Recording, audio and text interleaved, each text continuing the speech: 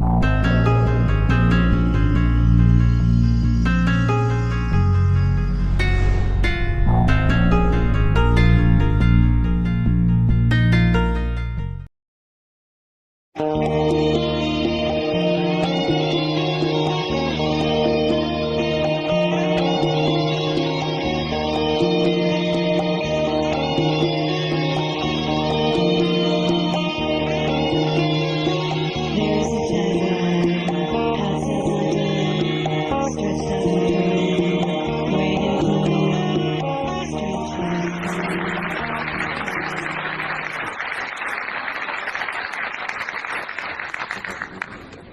hope I can be heard.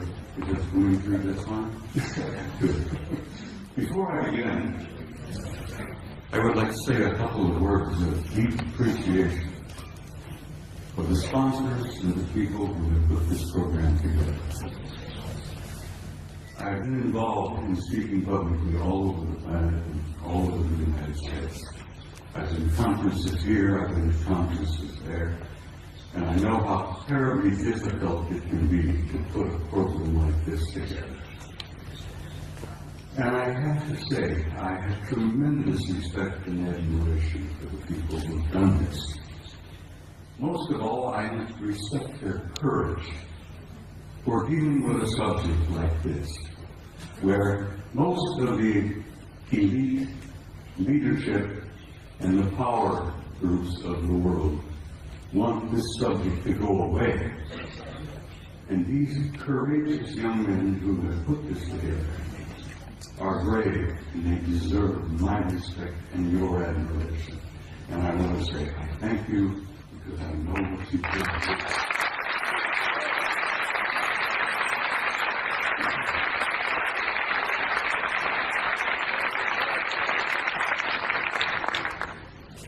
Now, I must explain something else to you. I never read from a script. I don't have a prepared script to follow. I get up on the stage and I talk to people like yourselves and I kind of wing it. I have so much material and I have such a problem of keeping it under the allotted time that I've been given. I have come today prepared to speak to you for 3 hours. I'm only allowed 1 hour and 50 minutes. So something's going to have to give. But bear with me, I'll do the damnedest job I can. And it's important that you see the photographs of the NASA pictures that I have brought with me. Now, my journey began 45 years ago. I began a journey that if I had known then what I know now, if I had known the pain, the anguish, the heartbreak that I was going to experience over these 45 years, I might not have started that journey at all. But here I am in Barcelona in 2009 with some of the most delightful people I have ever met. And looking back, I find that the journey was worth the effort. It was worth the pain, it was worth the heartbreak. And I'm delighted to be here. And I'm delighted to see all of you out there. And this is such an encouragement to me that people are beginning to demand the truth. They know they've been lied to from the very beginning. And they want to know. And I'm going to here this afternoon hopefully contribute one small measure to helping you understand and helping you know. Most of my adult life, or most of my first part of my adult life, I was a professional soldier. I was in the Army. I joined the Army in 1950 to avoid the draft. Ended up going to Officers Candidate School, and so help me God, while I was going to OCS at Fort Riley, Kansas, the North Koreans invaded South Korea, and the next thing I know, I'm on the front lines of Korea being shot at by a bunch of pissed-off Chinese and North Koreans who tried to kill me.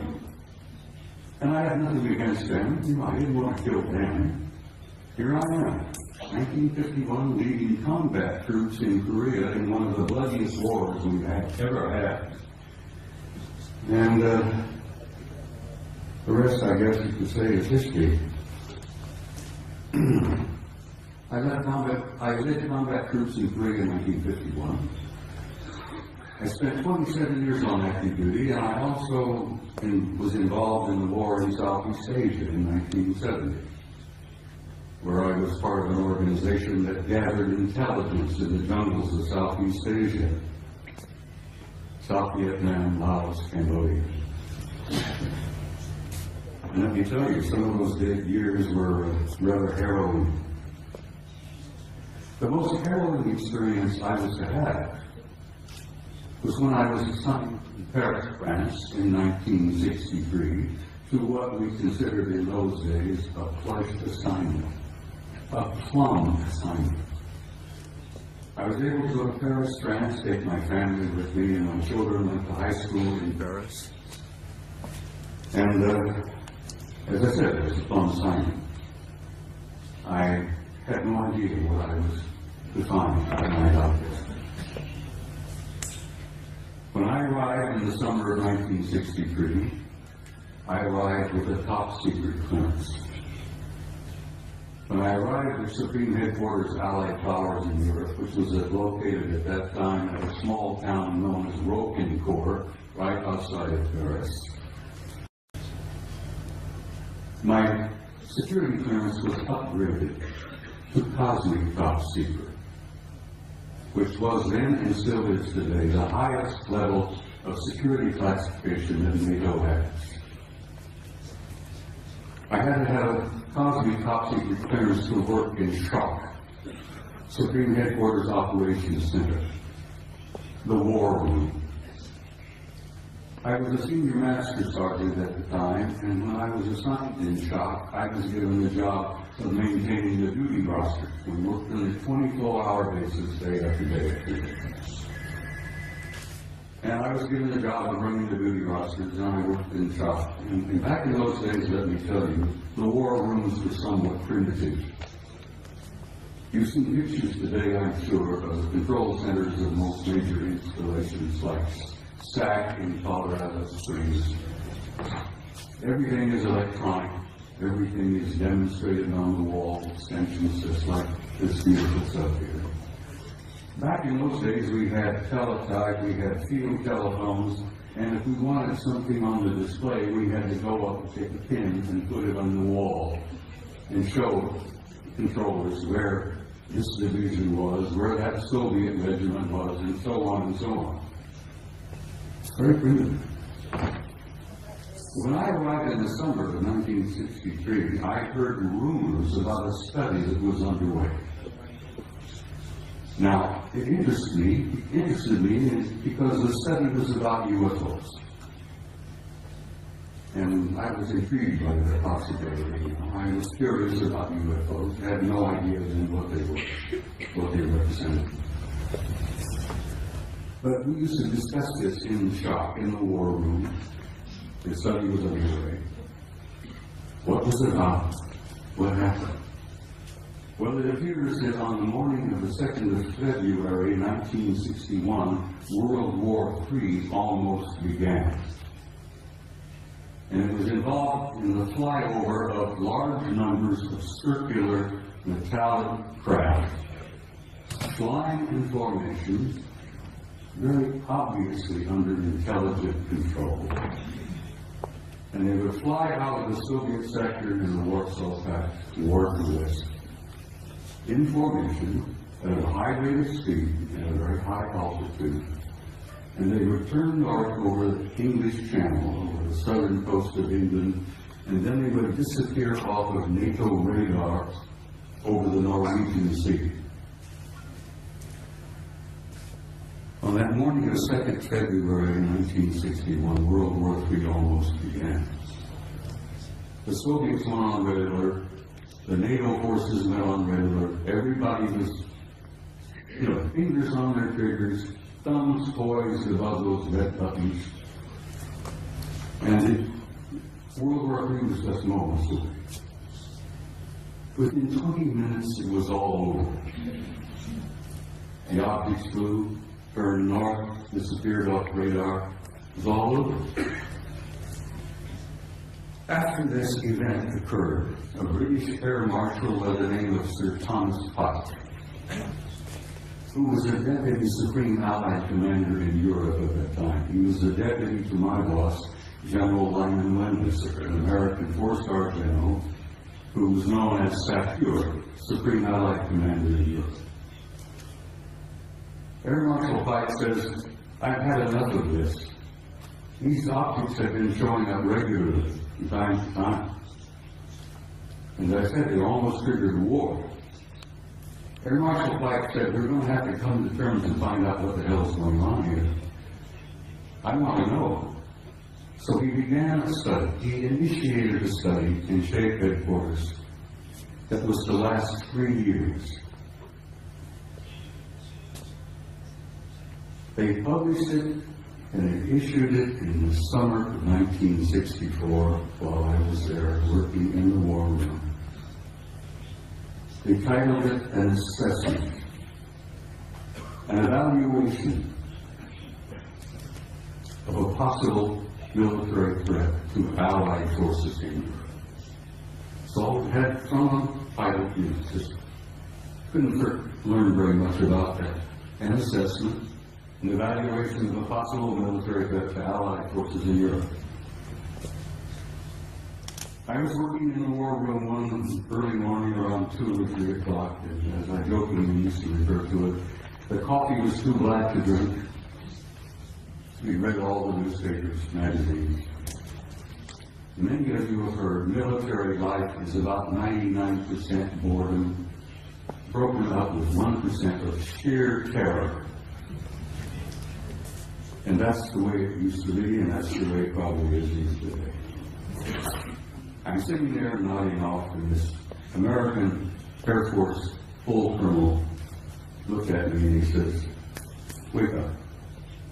He went over to the vault. The vault, the shop, was a walk-in safe. We opened the door and walked in, and we kept classified documents in there. The colonel went over to the vault, the file, and pulled out this document and threw it on my desk, and he says, "Read that, that'll wake you up." Ladies and gentlemen, my life changed. I opened the first page, and I couldn't put it down. I read it and read and read, and I read it every time I was on duty in the war room. I was shocked, I was stunned by the implications of what I read in that study. As I said, my life has never been ever quite the same. The study, briefly, and I have to briefly lay this out. I could talk for 2 hours about this, but the study simply concluded this. Is there a threat to Allied forces in Europe? Apparently not. They concluded that the planet Earth and the human race had been under some kind of survey or observation going on for hundreds, if not thousands of years.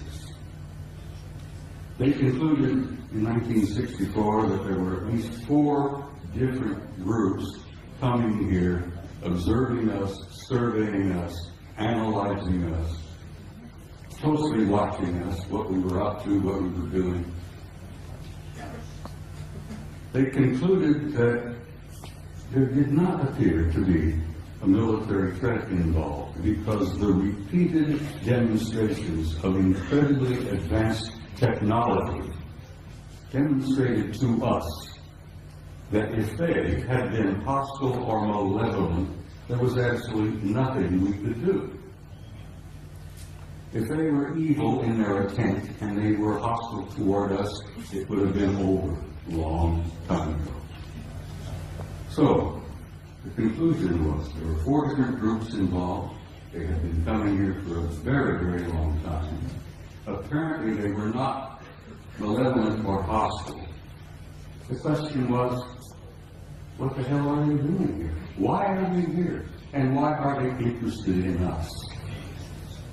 Well, they did not know in 1964 what their agenda or their motives were. And I will tell you honestly and frankly that even today, our authorities, our senior military, our national security people still don't totally grasp what their motives are, what their agendas are.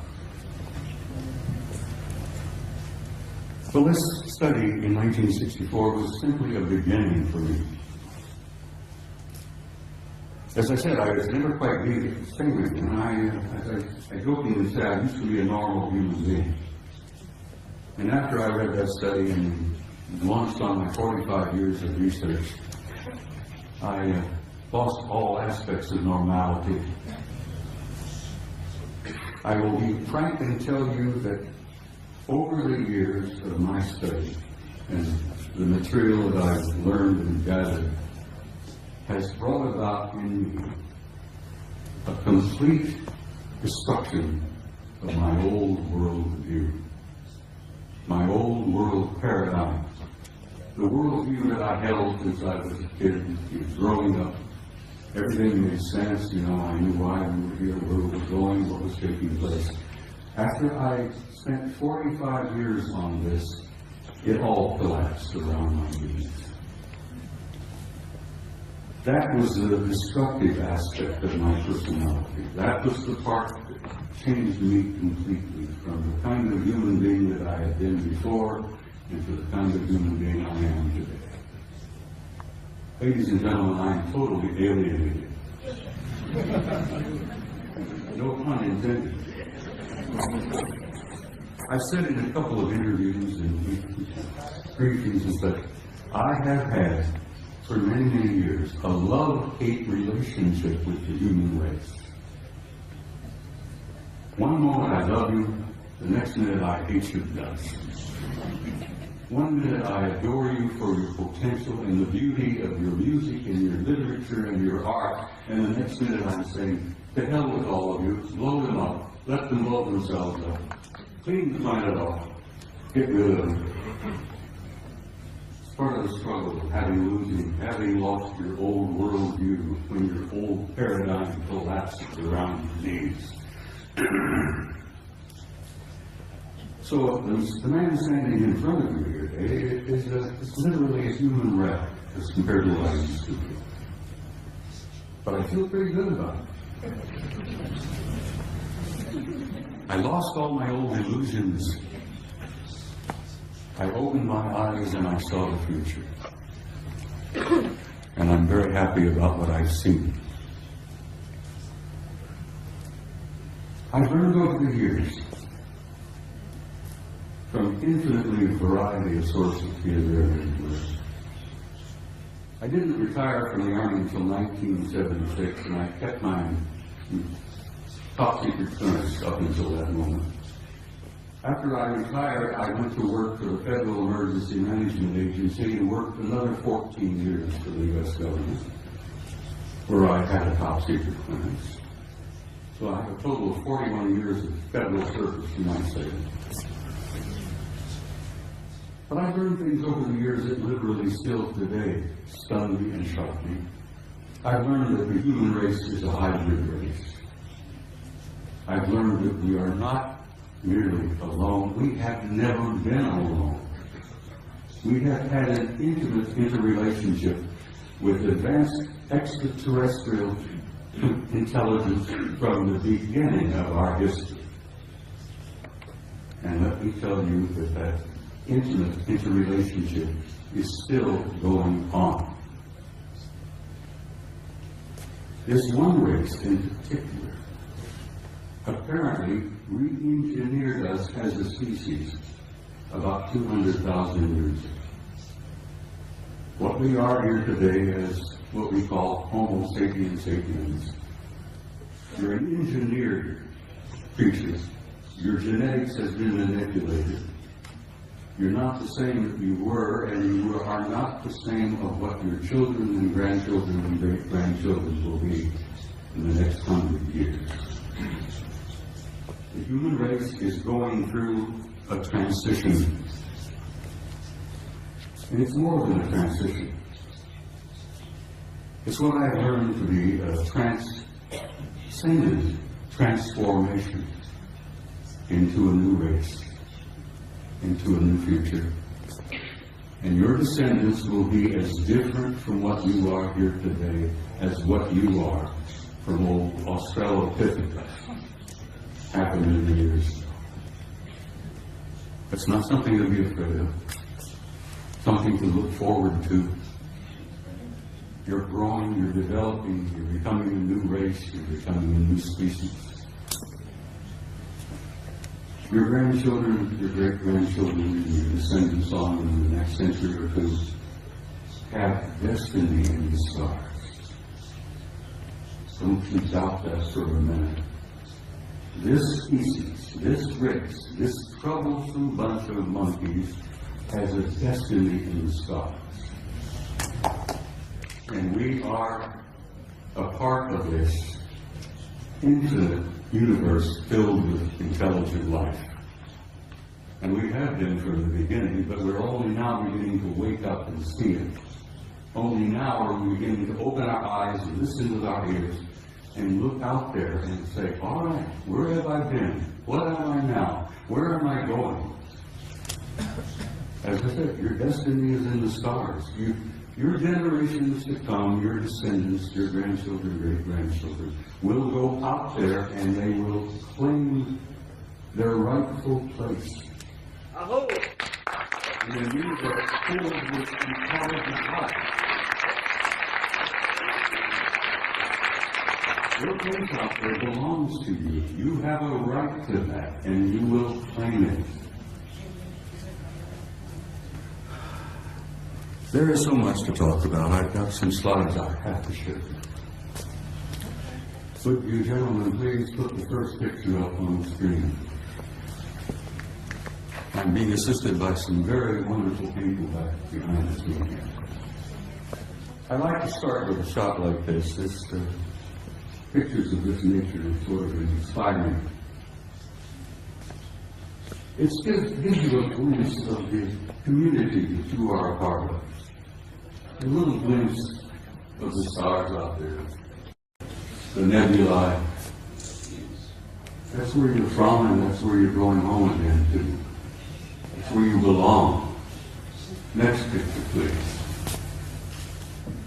I love these. They're so beautiful.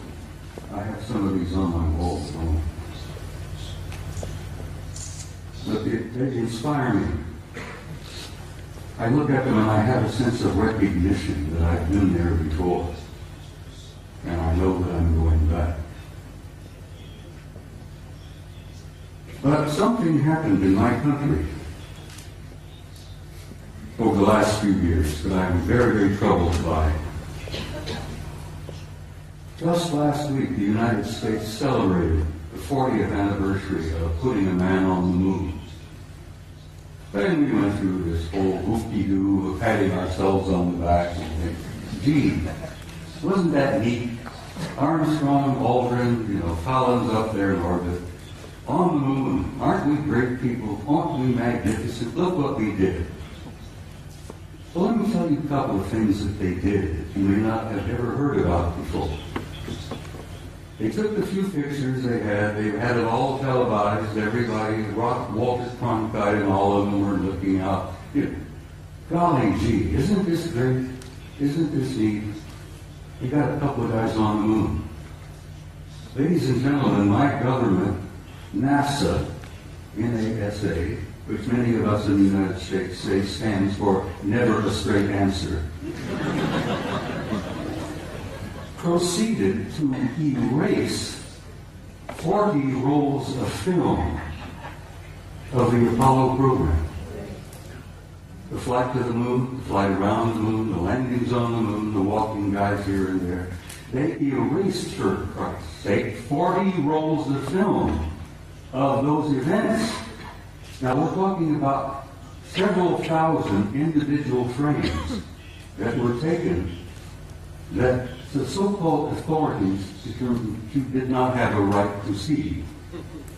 Oh, they were disruptive, socially unacceptable, politically unacceptable.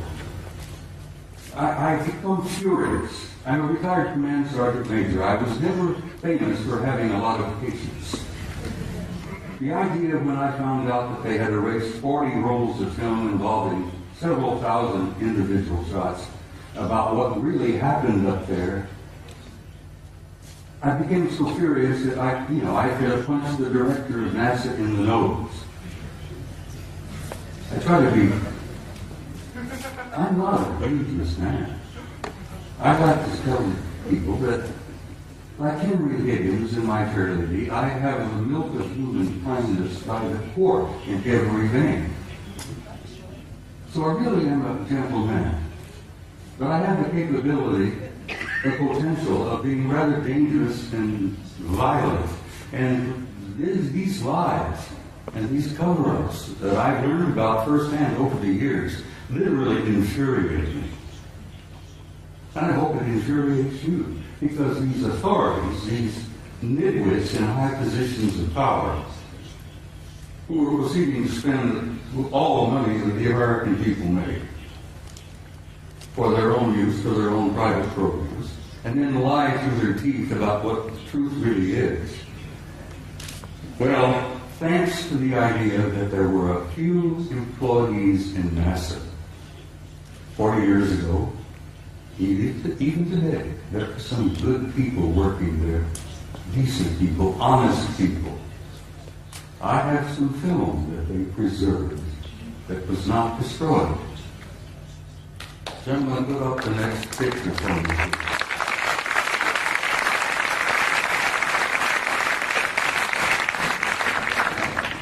This is a NASA photo. This is Apollo 12. Apollo Systems 12, roll number 50, negative number 7348. They were flying over the moon before they landed. They went into orbit around the moon. As many of you, I'm sure, if you know the system, you know the procedure. They went into orbit around the moon, and while they were there in orbit around the moon, a number of anomalous artifacts began showing up, showing interest in them. Next picture, please. This picture was taken by Neil Armstrong. While they're looking out of the window of their little craft, this object flew by. There's the moon in the background, of course. There's this object that flew by the window of that little craft that they were riding in. Neil took the Hasselblad camera that he had, put it up the window, and snapped this picture. Next picture, please. NASA Apollo 12. Roll 51, negative number 8, what is it, 8653, something like that. Now this is a good-sized object. This is several hundred feet in diameter that came up next to the lander, flew along beside them for a time. The guys in the Apollo crafts put their camera to the window and snapped the thing, and I've always jokingly said there were guys inside of this taking pictures of the NASA. We were photographing them, they were photographing us. Next picture, please. Photo NASA, Apollo Systems number 14, Apollo 14. Roll 70, negative, what is it, 9837, I think, or 8837. This is the Landsberg crater on the moon. The guys in orbit above the moon were particularly fascinated by Landsberg. They had been given a special assignment to take pictures of Landsberg because the crater, which they designated as Landsberg, had things going on in the crater that were very anomalous. There was construction going on. There were enormous facilities in the middle of the crater out there. So they were specifically designated and assigned to photograph Landsberg. to see if they could figure out what the hell's going on down there in the crater on Landsberg. While they were looking at Landsberg, this object happened to express interest in them and flew by. Now this line is an artificial line that was drawn to show you the direction that this object was going. This is a good-sized object flying past the Apollo lander. God, I'm so glad that some of these were saved. I still get angry. 40 rolls of film was taken and they erased them. Anyhow, next picture, please. It's the same photo of Landsberg, but with the next negative, 9838 of this object here, flying by. Next picture. Now we're getting into some nitty-gritty. I'm going to give you just a brief little bit of history here. Back in the early days of NASA and the Apollo program, I got this picture from the Japanese Space Agency, the Japanese NASA. They have a tremendous program going over there in Japan. You know, the Japanese are bright people. So the Japanese Space Agency had signed a contract with NASA years and years ago to buy copies of every picture NASA took during the Apollo program. And I'm sure the Japanese paid a sizable amount of money for this contract. And as the films was developed and the photos were made and they shipped them off to Japan, and the Japanese have a tremendous reservoir of good original NASA pictures. They bought them, they paid for them. Now this photograph was released by the Japanese Space Agency, and you can see the Japanese writing here. This was taken by Apollo 13.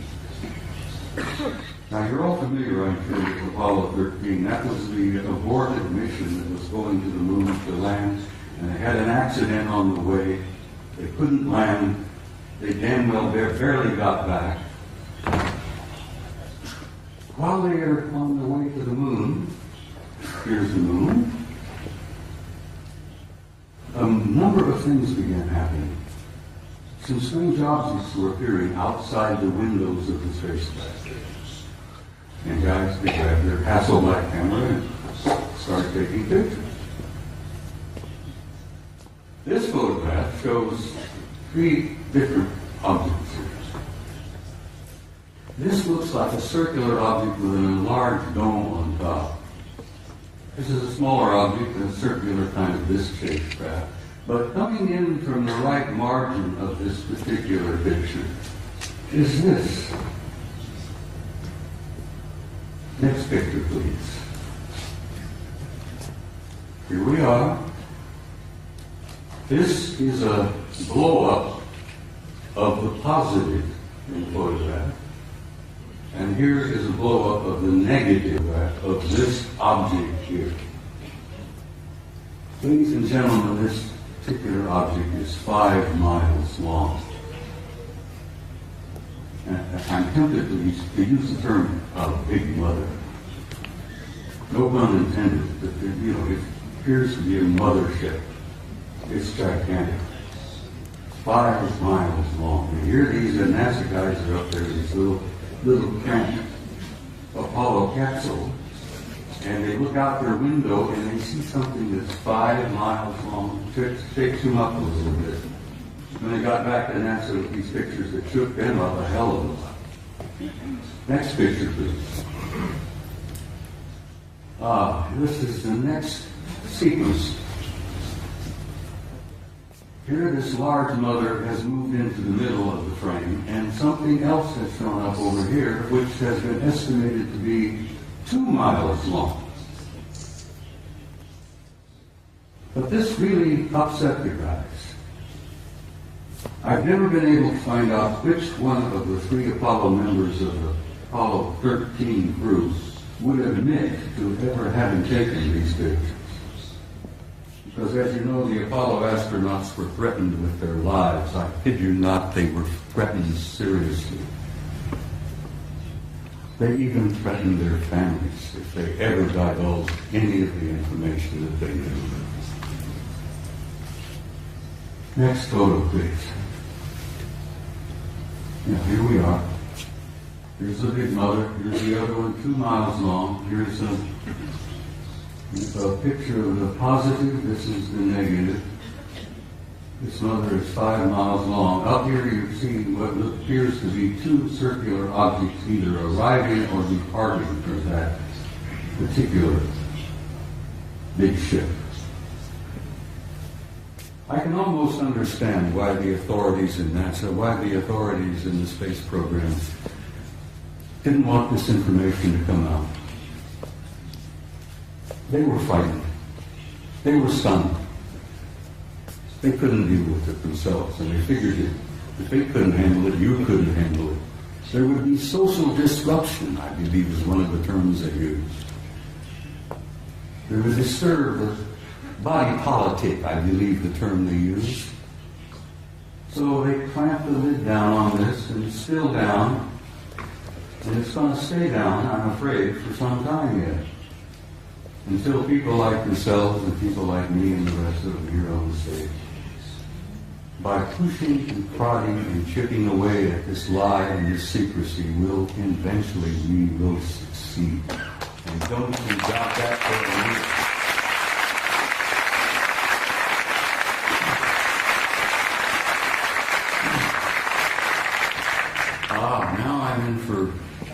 You're in for another photograph that I think will shock you some. In 1980, NASA, never a straight answer, launched the Voyager program to Saturn. They launched this little mechanical spaceship filled with cameras and film and so on. Wanted to go to Saturn because something had been going on in the rings of Saturn, around the moons of Saturn, that didn't make a lot of sense. Some anomalous events were taking place in Saturn, near Saturn, at Saturn. So they launched the Voyager in 1980. The pictures they got back from Voyager was so stunning and so shocking that they just locked them up in the safe. Fortunately, I met and developed a friendship with a retired NASA scientist by the name of Norman Bergman. Norman Bergman worked for NASA for about 30 years. He was a technician, a scientist on the Voyager program to Saturn in 1980. Norman decided, after waiting a number of years, for NASA and the authorities to be candid and honest and forthright and tell us what they really found up at Saturn. And Norman got so frustrated he wrote a book. Now, he couldn't get it published in the United States. No American publishing house would even touch it. Norman Bergman had to go to Scotland, for God's sake, to Aberdeen to get his book published. And he published it. He did succeed. He got his book. It's a piece of genius. It's a beautiful piece of work. And the things that they photographed near Saturn appeared in print for the first time. This is the A-ring of Saturn. And you're all familiar with what Saturn looks like. It's a beautiful planet. It's giant. It's a big one. But it's got rings all around. Well, this is the A-ring, and here is an object that is self-luminous, obviously artificial, larger than our moon, that seems to be moving all around throughout the rings of Saturn among the moons of Saturn. And Saturn's got a couple of dozen moons. This object here, as I said, larger than our moon, moving all around, apparently under intelligent control in the rings of Saturn. Now, try for a moment, if you can, to imagine a kind of a technology that is capable of constructing something larger than our moon, that's artificial, that moves around wherever it wishes to go, that's probably got several thousand guys inside. That is shocking to some people. Next picture, please. Ah, this is the piece de resistance, I guess, is the French thing. Here you have another self-luminous, artificially constructed object, circular in shape, larger than our moon, that is also moving here, there, and everywhere throughout the rings of Saturn and among the moons of Saturn. You know, there's got to be intelligence aboard. But this is the one that really blew the NASA people on the Voyager program out of the water. This object, this is an object, guys, is 2,000 miles long. It's 400 miles in diameter. And it's an artificially constructed, Norman calls them an electromagnetic vehicle. He says they appear to be making the rings. This is one of the rings of Saturn. I think this is the B ring.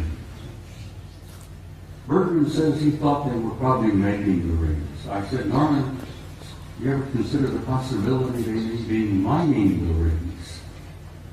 Because I think the rings are probably rich in nutrients, minerals probably. And an incredibly advanced civilization, I think, would work out some system of mining those rings for all the minerals that are up there and utilizing them. Because space is filled with wealth, energies of all kinds. They never have to dig another hole in the ground like we do down here. Space is filled with energy.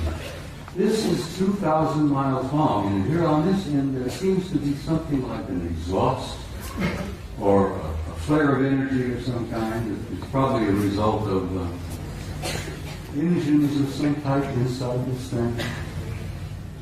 But whatever it's doing, it's there, and it's a recognition and a representation of an advanced intelligence. And that's one of the things they don't want you to know, that we are confronting and relating with an intelligence that's so far beyond our own. We're looking at and talking about what's known as a Type 2 civilization. Now, for your own interest, I suspect most of you suspect this, that you are all members of a 0-0 type civilization. Beyond us, hopefully in a century or two, we might become a Type 1. But this is a representation of a Type 2 civilization. And Michio Kaku, the famous Japanese-American physicist in New York, has put out this concept about Type 0, 0, 1, 2, 3, and 4 of the kind of advanced cultures and civilizations we will probably meet out there. Well, in probably meet out there, we've already met them. They're here. They're in our midst. So, I think I brought about 15 or 20 of these pictures, but I simply had no time. I don't have the time to show them all. But I've shown a few here, and I think I've piqued your curiosity.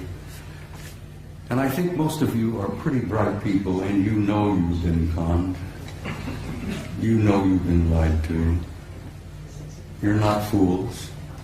And I think you know who you are and why you're here and where you're going.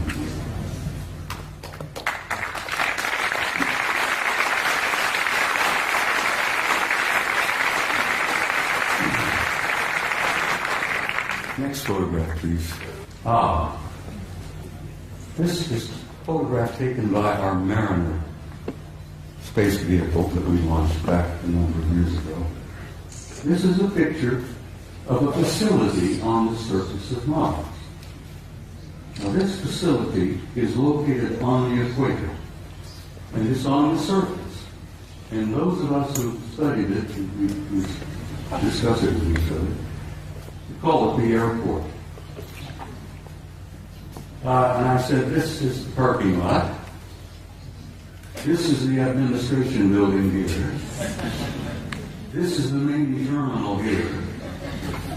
And I imagine it's a pretty busy facility, you know, ships coming and going. But it's not an airport, it's very likely a spaceport. It is on the surface and it's on the equator of Mars. And if you're ever interested in launching a vehicle from a planet, you put it on the equator and you take advantage of the rotation of the planet to assist in the launching of your vehicle.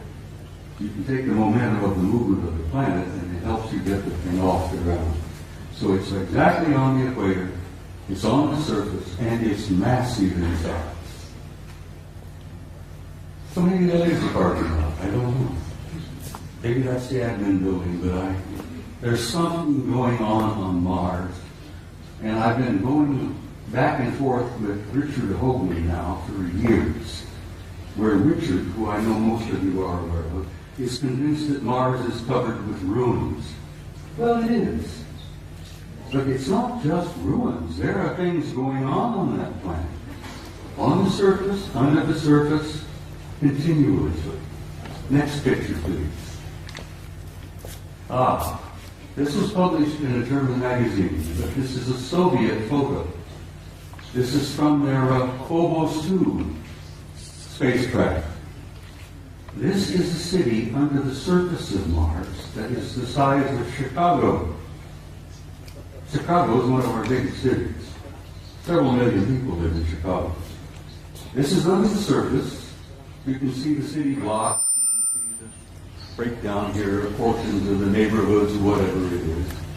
But it's generating an enormous amount of heat. And they picked this up on the infrared when Phobos was going around the planet snapping pictures like crazy. And the Soviets were pretty open about releasing some of their photos, contrary to the United States, where lying has become a fine art. Don't get me started on my politicians.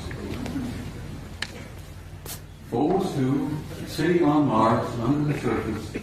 You can see the streets, Broadway, First Avenue, whatever. People have said, well, who was there? And I says, for God's sake, it's the Martians who were there. What a silly question to ask. Who's there? Let's go there. Now, I love this picture. I'm in love with this lady. Your ancestors and mine called her Gaia. She was feminine. She was a goddess. She was sacred. This beautiful lady has a respiratory system. She has a circulatory system. And she has a heart.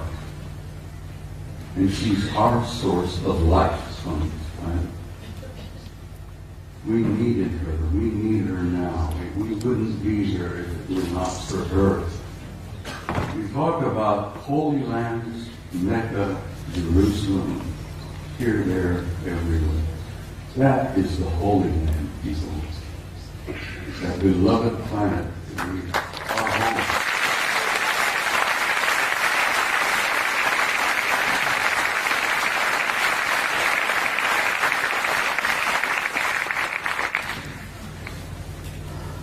Next picture, please.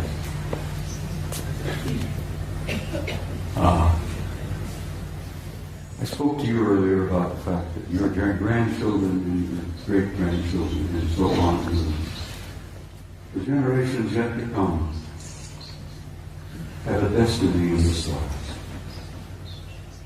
And in time, they will go out there and claim their rightful place in that infinite community of life. And you can believe that, and you can accept that with an assurance and a truth that goes beyond doubt. The destiny of this species and this race, this troublesome clan of monkeys, is in the stars. And there is your destiny. And I want you to understand that and have some hope. And don't get depressed. because you're going to be undergoing some very difficult times in the few years yet ahead. We're going through this transition, this transformation, this transcendent transformation into another species, into another race. And if you remember your own adolescence, it was a painful time. The species, the race is going through adolescence. But we're not alone. We're being helped. We have family out there that's helping us. And they've been helping us for a long time. They've been trying to encourage us and nourish us and try to point the right direction for us to go. Because we are troublesome adolescent children. And we are going through that transformation. But my point is that there is no doubt about the inevitable destiny and truth of the human race. Now, I want to quote something from you, if you'll bear with me here. One of my favorite authors, poets, was a man I've admired for years, Count Leo Tolstoy. Tolstoy said that there is something in the human spirit that will survive and will prevail. That will survive and prevail, and that there is a tiny and brilliant light burning brightly in the heart of man that will not go out no matter how dark the world becomes. And then in the years ahead, when things are difficult, the economic problems take place, there will still be disruptions, fear. Oh, sadly enough, I'm afraid there will still be blood in the streets here, there, and everywhere. This coming out of adolescence is not an easy process. But then, what do you do when you reach beyond adolescence? You reach adulthood. You grow up. And we're growing up.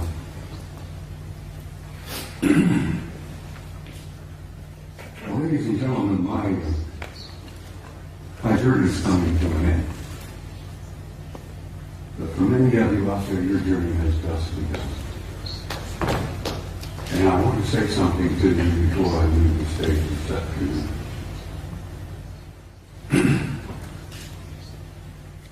No matter how dark the world becomes, be sure, as Tolstoy said, there is a spark, there is a flame burning in your heart that will never go out, no matter how dark the world becomes. And as my journey is coming to a close, and some of your journey is just beginning, I wanted to say to you, in a term that I think is absolutely appropriate, you Spaniards have got some beautiful terms in the words. Vaya con Dios.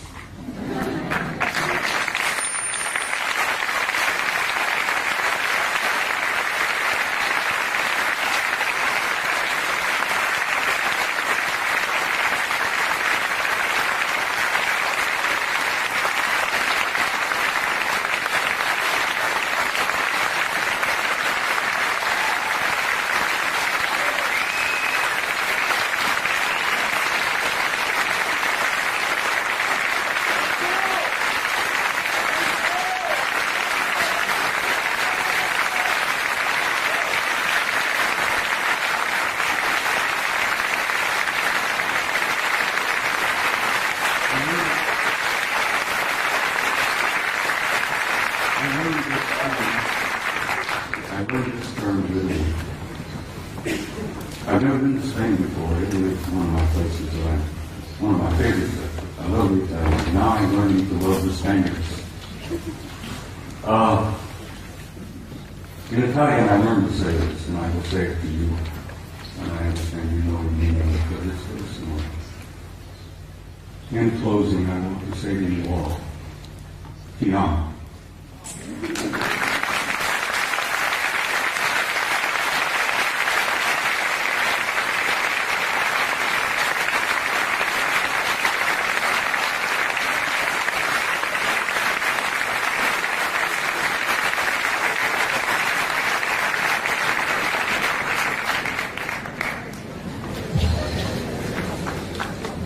ha llegado el momento del descanso. Sí quería comentarles que justo...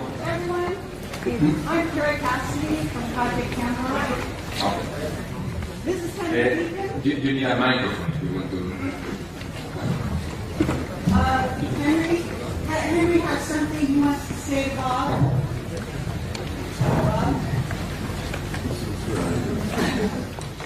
This is Henry Deacon. And we just want to say something here. This is Henry Deacon from Project Camelot, for those of you who are familiar with our website. And he's here today, and he's here at the conference. He has something he'd like to say, Bob, about Mars. About Mars. I don't have any words, but Bob has expressed everything that I would have said. I can confirm it because I've been working in top secret for 30 years, above top secret. We've shared a common background, but I just met him recently here. And I can only say that, yes, there's life on Mars, there are bases on Mars. I've been there. And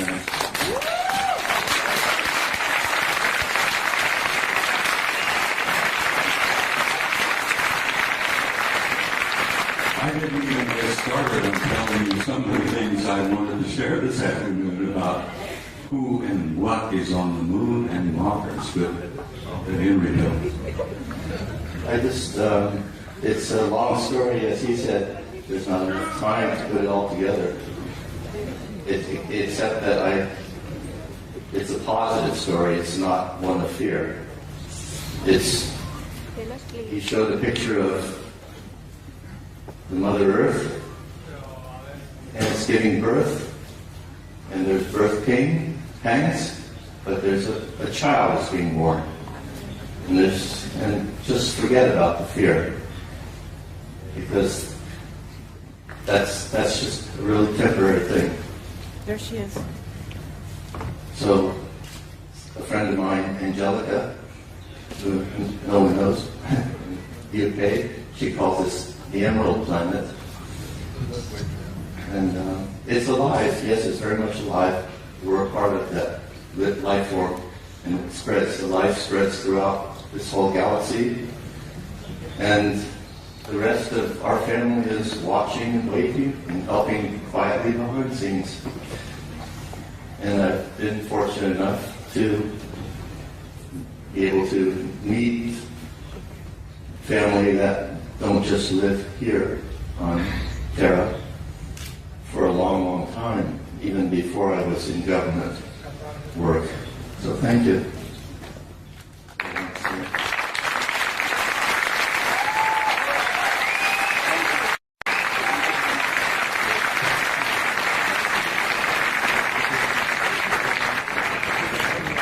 Ladies and gentlemen, am I still broadcasting? Henry Deacon, for those of you who don't know.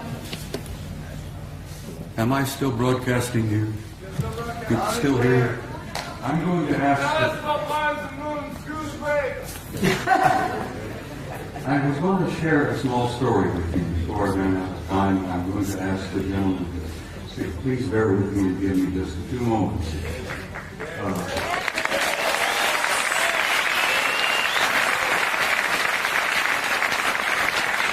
Let's just start over. I attended my son's retirement ceremony in Washington, D.C. in November.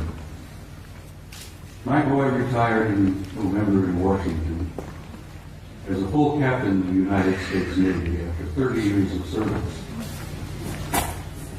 And while I was at this retirement party, the room was filled with admirals and generals, and retired commanders and captains and so on. And we all had something cool in our hands, and we were all moving around among each other, aimlessly and relaxed, you know.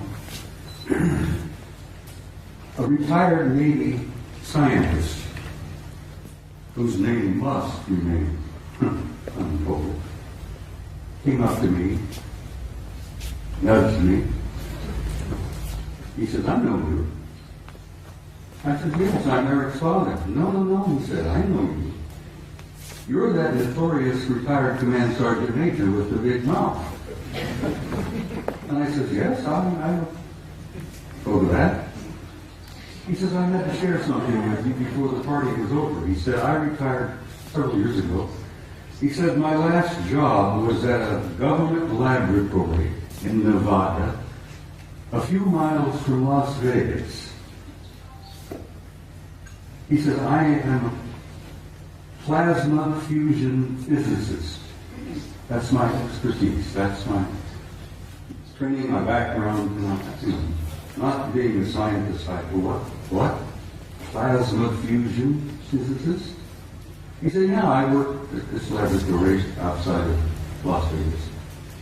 He says, it's not commonly known, but it's a real secret. He says, I worked 5 years with 2 guys who were not from here. They were from somewhere else. And he says they were delightful people. They were scientists. They were working with us. They were assisting us. They were encouraging us and offering us ideas and possibilities and one thing or another in plasma fusion, which is infinite energy forever. But he says, I got to know them pretty well. And he says, after a couple of years, he said, I went up to one of them and I said, what do you guys really think of us human beings? And this chap, through somewhere, said, well, since you've asked, we think you are how did he word it? A primitive, savage, and dangerous race. And the scientist said, I had to agree with him. We are. We're a primitive, savage, and dangerous race at the moment. The other chap was standing there, who had been listening in. He was also from somewhere. Said, you also smell bad.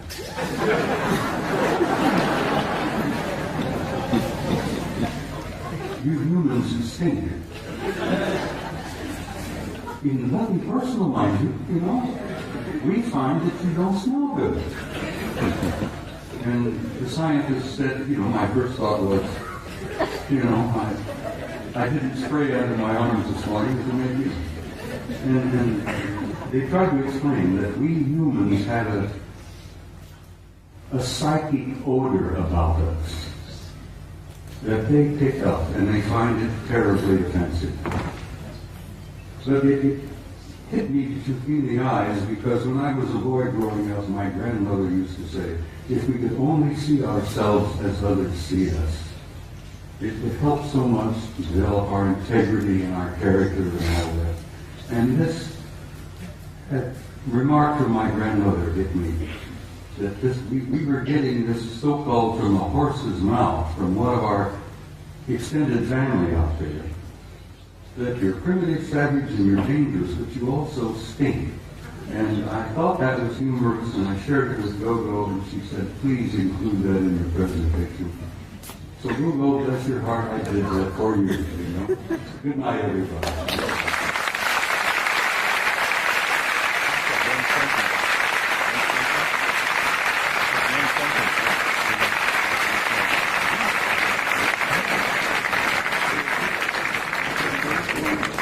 One sentence.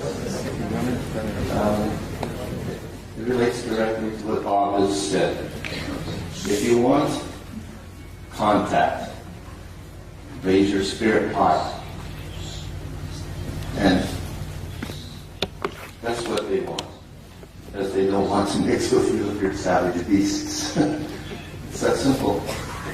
Just relax and be happy and work with each other. It's a very simple message. Thank you, Henry. Thank you.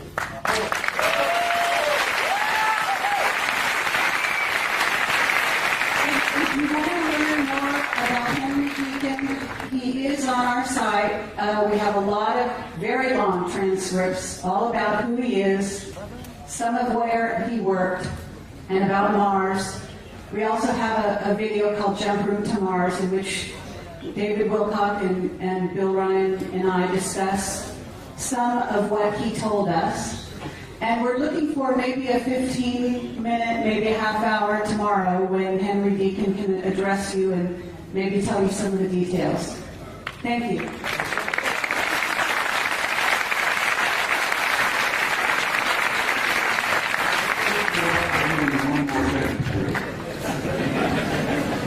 I must add this. I have traveled all over the planet and I've spoken at conferences all over the world and all over the United States. I have never been to a conference of this nature without there being at least one and generally two of the others in the audience. And I wanted you all to think about that and look around you and know that in your midst, I jokingly refer to it, you have good friends in high places and they're in your midst. And I learned over the years to recognize it. It's your family. Exactly, it's the family. But like Ingo Swann, I've developed the intuitive ability to spot them and recognize them. And now I have them coming up to me in conferences, introducing themselves to me. And there are no limits, right? No limits. Life is infinite and forever. And God bless all of you. And I will say good night at this time.